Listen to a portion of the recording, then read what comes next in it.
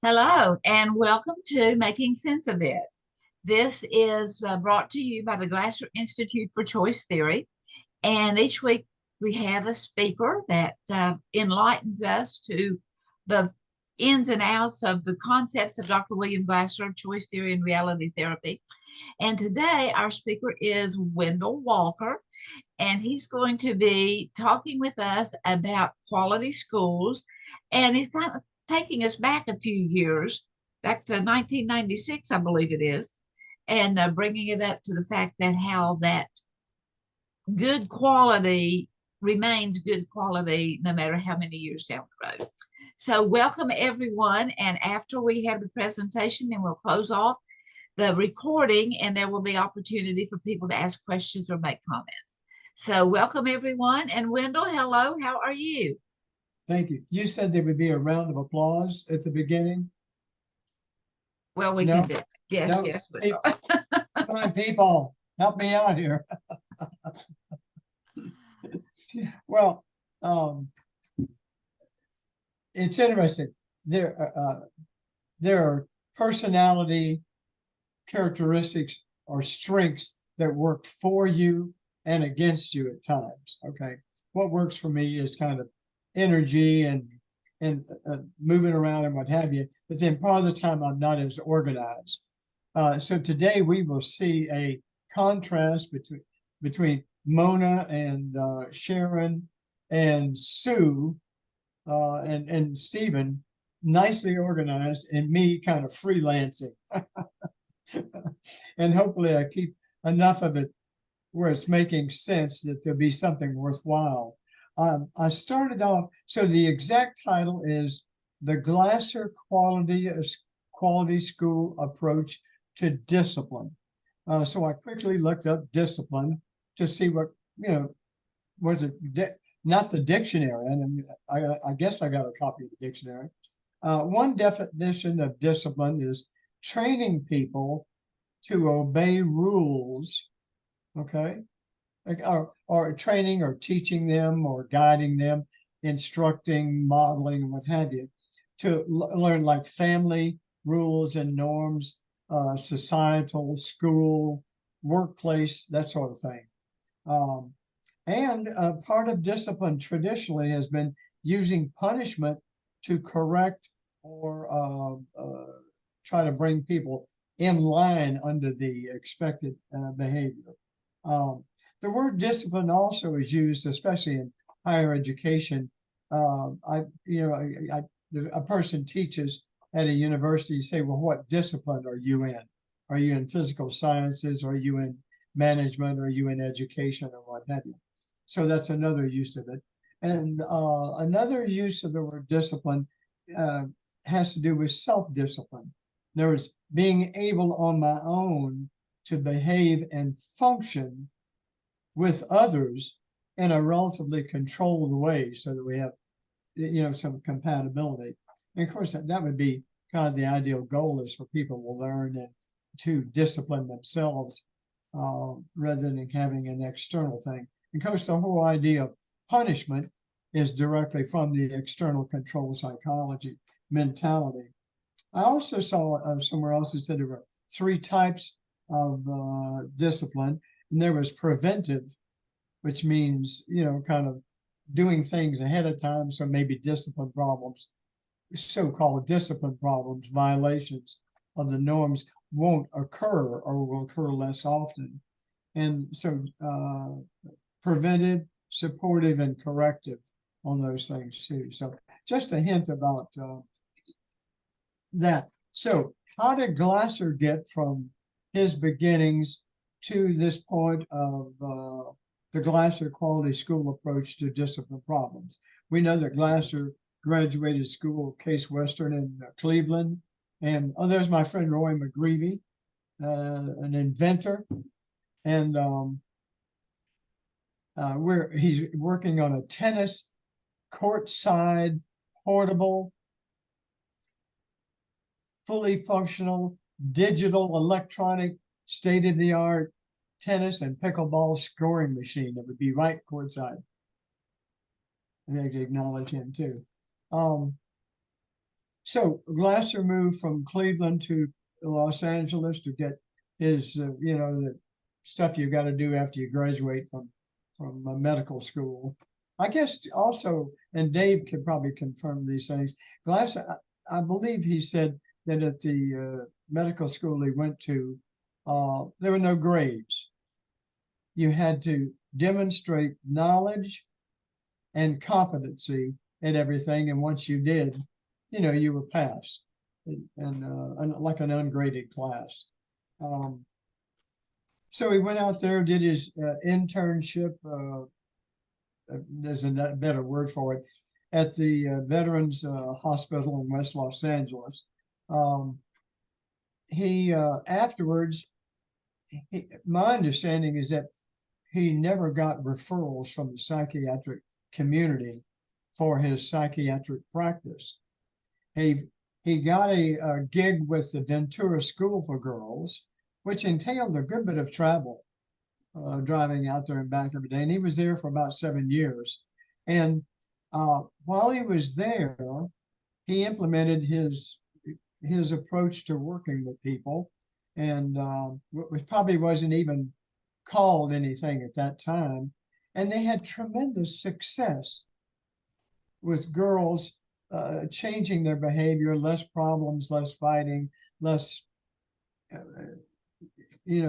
obstruction to the prison process. And there were people that would come and visit and say, "What are you doing here?" Because the recidivism rate across the street, the state of California, was 75%, but at the Ventura School, it was way down there. And then you have people saying, "Let me come over and see what you're doing there." And then you have other people saying they must be lying, cheating, cooking the books. They can't be doing that well, too. And so you have not all of that. But he was there for 7 years. And then it came to him that if he could have that much success with girls, with youngsters who had been kicked out of school, kicked out of family, kicked out of the mainstream of society, or took themselves out, and that much success at helping them to turn around, become self-disciplined, and fit into a more functioning society, he wondered if he could do anything in schools and help schools catch these youngsters before they would kick them out or before they kick themselves out. And so then he started contacting schools and say, "Here's who I am, here's what I've got." And then before you know it, he caught on like wildfire. And so then he became a major school consultant, and was basically teaching them his reality therapy process. And then somewhere along in there, I don't have a date for that, but the Educator Training Center started up because he's involved in a lot about school. Also, especially Sharon and Sue and Mona, as I go through some of these things here, make some notes on things that you'd like to especially comment on, expand, maybe fine tune. I appreciate that.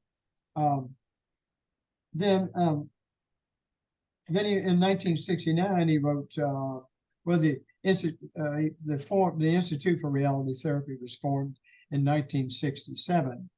And he wrote the book Schools Without Failure in 1969.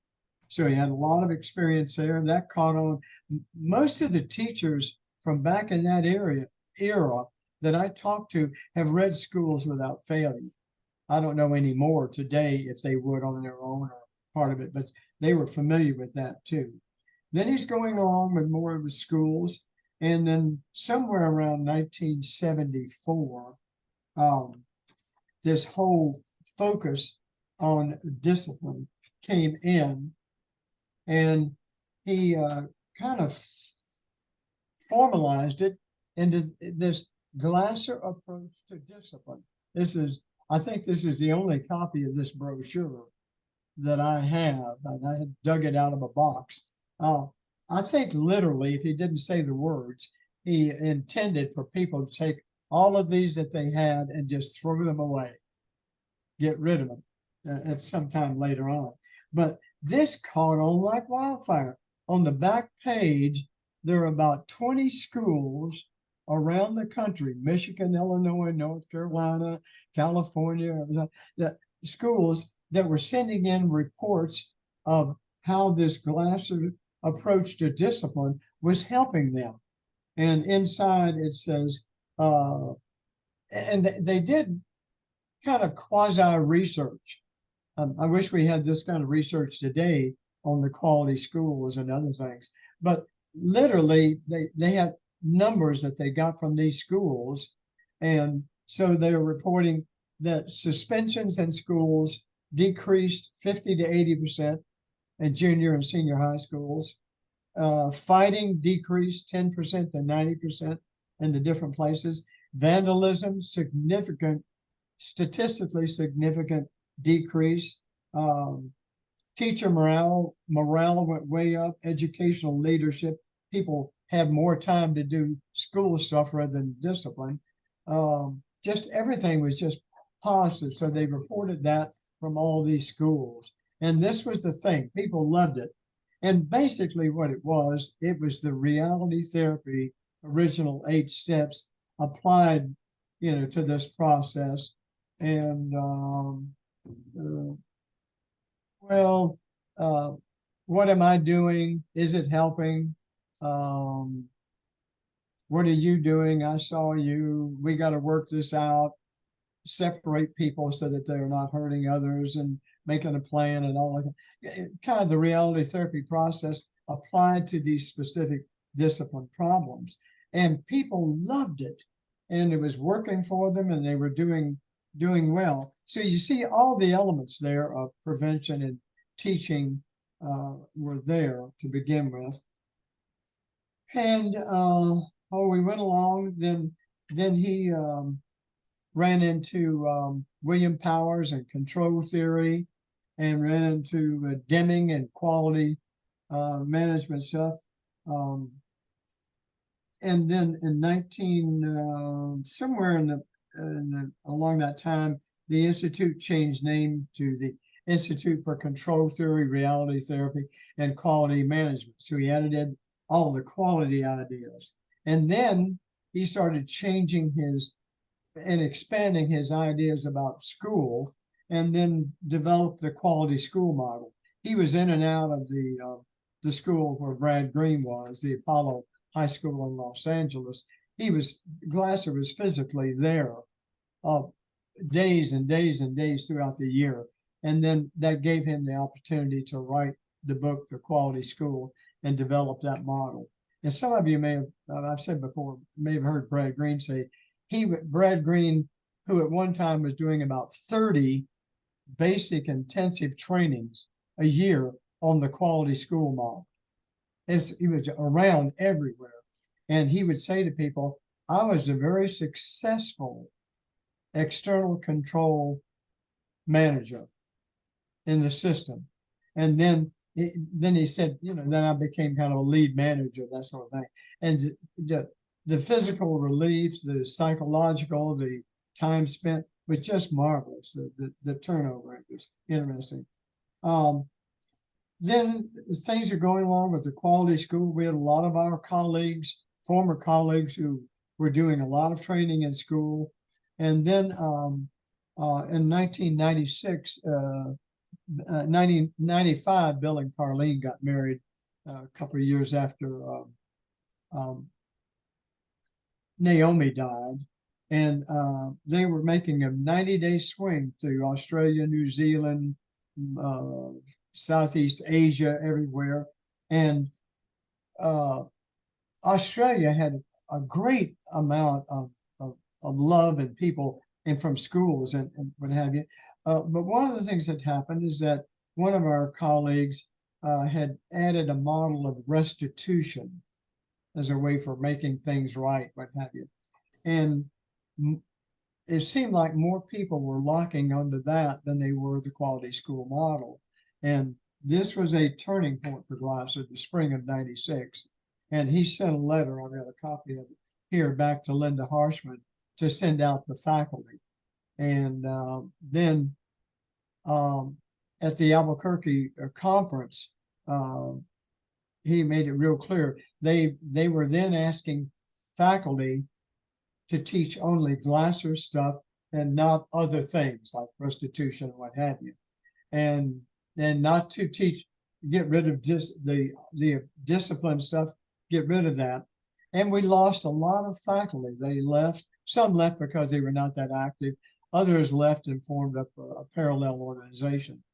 And that was an interesting and kind of an emotional parting of ways there too. We had an institute name change at that same time to the William Glasser Institute.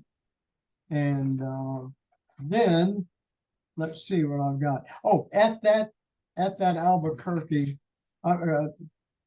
Mona, I'm ready now for this handout here, if you've got that available, to move right into this.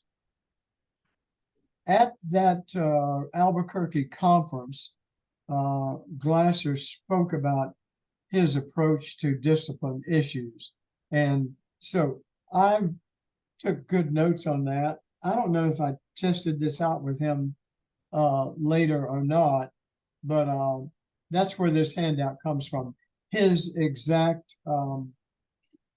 there's one line up at the top of that before, and there's focus on, yeah, there we go. Thank you, Mona. Can we broaden that so that it's not so, oh, I got to broaden it myself. There we go. So I've labeled this handout as the Glasser Quality School Approach to Discipline Issues, and they come from his address. Oh, I've got an apostrophe missing under Glasser's address to the convention. And these are things that will make sense to all of us that are somewhat or a good bit knowledgeable about choice theory. And this comes, the first one comes from Deming. Focus on changing the system and not trying to change employees or students, the workers. And Deming had great success with that.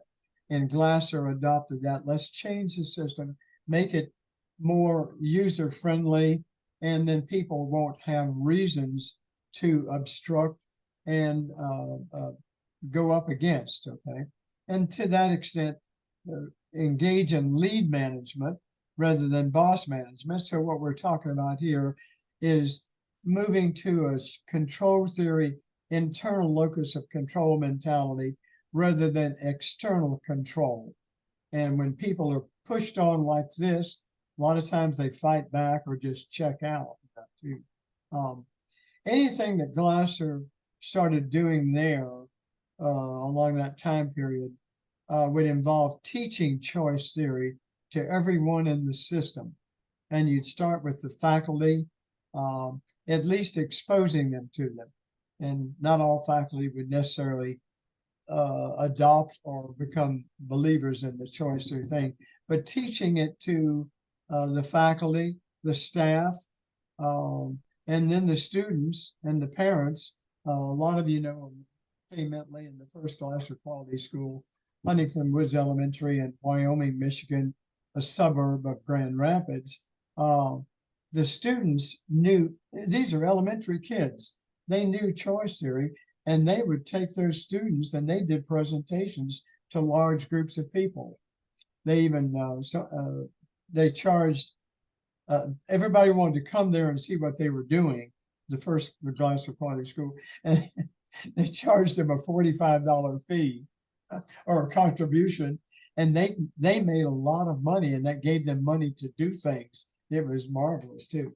So teaching choice theory to everybody, and conducting class meetings rather than just kind of teacher here. Involve the kids, give them roles to play within the small groups, student tutoring for people having problems.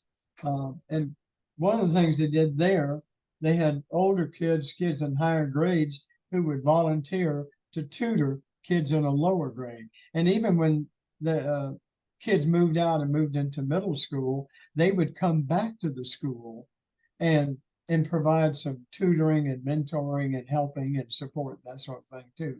They invited parental involvement, and some interesting stories about parents calling up the school and saying, "Hey, what? I'd like to come down and see what's going on." Okay, sure, you're welcome to, but what's your concern? My kid loves school. My kid has never loved school, and I want to find out what you're doing there. Are you feeding them Kool-Aid? Are you? So they wanted to kind of, and they went there, and Kay reported hundreds of hours of parental volunteer time in the school. What do you want me to do? And that enabled them to do all kinds of things that they couldn't do otherwise. But parents were involved, kids were involved. They looked in the Glasser Quality School approach. This is all prevention, and you're doing this set up so that there's a payoff down the road. You eliminate every form of failure. I don't know what they did for grades there. At one time, Glasser advocated the possibility of eliminating grades altogether in school. But people, fought against that, especially people who had money and whose kids had tutors and good support and everything like that. They wanted them to be distinguished between the failures, too. And so they didn't want any kind of leveling of the competency. And yet the interesting part about it, the leveling, if everybody is now competent and not just a few, then society benefits. But it doesn't benefit those few that were kind of fortunate in other ways. But eliminate failure. I don't know what he did for grades there. At one time, he started advocating just A's and B's, and a B was a minimal level for competency, and that every kid would be expected to be knowledgeable and competent, and then do some quality work, which would be up in the A range, and that's what happened in that kind of school memory. Glasser, I don't have it on this handout, but a term that he used was eliminate schooling, schooling, just rote memory activity and repetitive calculations and so forth. I remember having to, I don't know what grade I was in, I think it was high school or junior high school. I had to memorize all the presidents up until I graduated in 59, had to memorize all the presidents and in school, and you had to get that right on the test. And now you only need that if you're a historian or Jeopardy, one of those two. I think it's helpful to know the periods of time and the changing in the wars and moving from agrarian to industrial or that sort of thing. But to memorize all the presidents doesn't seem anymore to be a thing for everybody. Lots of times, educators, I'm looking at raised expectations and standards of competency. A lot of times, educators with so much to do, and you've got kids that are sitting there and they aren't doing very much work, but they're not making any problems. They're not disrupting. And so it would be easy just to let them sit there, kind of idle, treading water, and because you got to focus on the problem kids and you want to encourage the ones that are doing really well. But then you have a lot of people, a lot of youngsters not learning or to their ability. And so you kind of let it be. And so then I become part of the problem. And in a Glasser Quality School, you raise the expectations and standards of competency. We think you could do this level. This is competency up here. And institute problem solving and post problem solving. Oh, signs, even signs up in the room, like that too. And I heard a Glasser quote one time. It's the idea of just leave me alone, that sort of thing. No, I'm not going to leave you alone.